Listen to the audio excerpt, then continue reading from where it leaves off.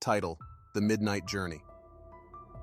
The night was thick with an unsettling silence as I drove down the desolate highway, the only company being the occasional flicker of streetlights casting eerie shadows across the empty road. My knuckles clenched around the steering wheel, my gaze fixed ahead, trying to pierce through the darkness that enveloped everything.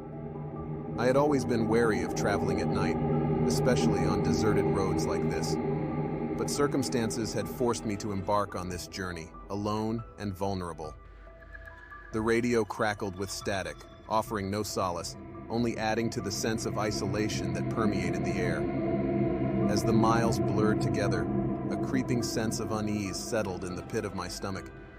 It felt as though unseen eyes were watching me from the shadows, waiting for the perfect moment to strike. I shook my head, trying to dispel the irrational fear that threatened to consume me. Suddenly, a flash of movement caught my eye in the rearview mirror. My heart skipped a beat as I saw a figure standing by the side of the road, shrouded in darkness.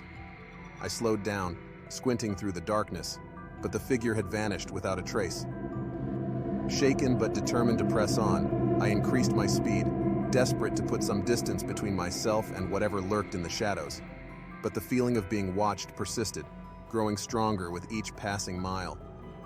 I tried to focus on the road ahead, the only beacon of familiarity in this sea of darkness. But my mind kept drifting back to that figure by the roadside, its presence haunting me like a ghost. Suddenly, a loud thud jolted me out of my thoughts, and my car lurched forward, tires screeching against the asphalt. Panic surged through me as I struggled to regain control, my heart pounding in my chest. With trembling hands, I pulled over to the side of the road, heart racing as I stepped out to inspect the damage. But as I circled the car, I found nothing amiss. No signs of a collision, no evidence of what could have caused the disturbance.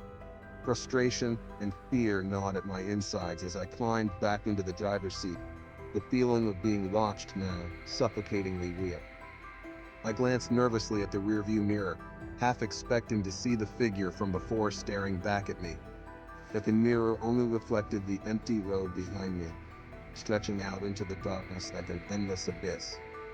I shook my head, trying to shake off the irrational threat to consume. As I resumed my journey, the minutes stretched into hours, each mile feeling like an eternity. But no matter how far I drove, the feeling of being watched never waned, like a shadow lurking just beyond the reach of the headlights. Finally, as the first faint light of dawn began to creep over the horizon, I breathed a sigh of relief. The darkness gradually receded,